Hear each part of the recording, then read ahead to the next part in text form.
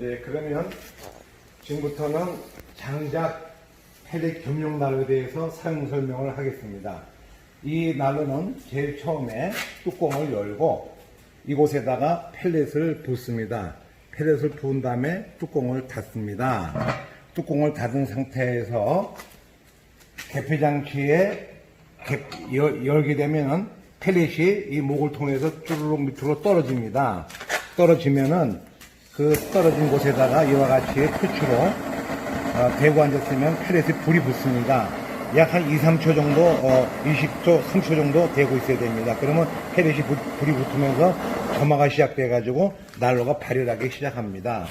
그러면은 이 난로는 열을 내기 시작하고 이 난로를 쓰시다가 그럼 펠렛 열량을 좀 줄여야 되겠다 할 때는 옆에 보시는 바와 같이 완전히 사용할 때는 열어야 되고 완전히 잠글 때는 닫아야 되고 중간에 이렇게 놨을 때는 절대 안 됩니다. 왜냐하면 중간에 놔버리면 펠렛이 내려가다가 병목 현상이 있어가지고선 맥혀버리면 연기가 발생하고 화재가 발생합니다. 그러면 어떻게 해서 불을 줄이냐? 얘는 열어놓은 상태에서 뒤에 보시면 이와 재바지 그릇이 있습니다. 재바지 그릇에 얘를 제거한 다음에 재바지를 약 5mm 정도, 완전히 이걸 5mm 정도, 5mm만 열어놓습니다. 그러면은 공기가 위에서 들어가는 게 아니라 옆에서 들어가는 바람에 이 연료가 50%가 줄면서 열량도 50%가 줍니다.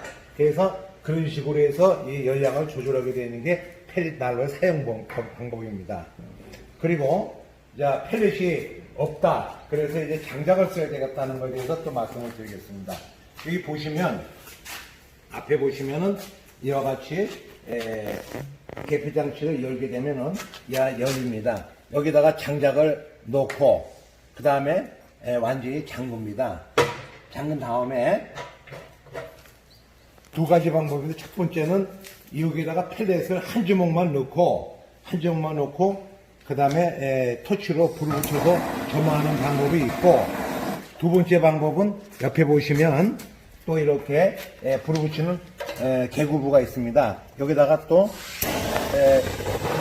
불쏘시개를 넣어갖고 불을 붙이는 방법이 있고 두 가지 방법이 있습니다.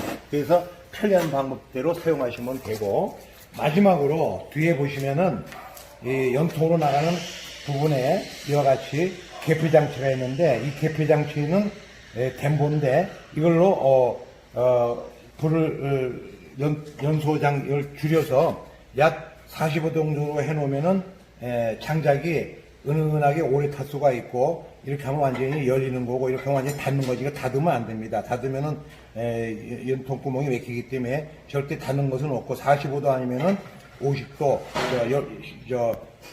여는 거 외에는 닫으면 안 됩니다. 이게 연통이기 때문에 그래서 그렇게 사용할 수 있는 대로 만들어 놓은 것입니다. 그와 같이 쓰시면은 장작도 뗄 수가 있고 펠렛은 겸용난로가 되겠습니다. 감사합니다. 이거는 그 다음에 옆에 추가적으로 옆에 보시면 이와 같이 선반을 달아놨는데 이것은 여기다가 주전자라든지 기타를 올려놓거나 아니면 여부를 놓으라고 해놓은 것이니까 사용하실 수 있도록 해놓은 것입니다. 잘 사용하시기를 바랍니다. 이상입니다.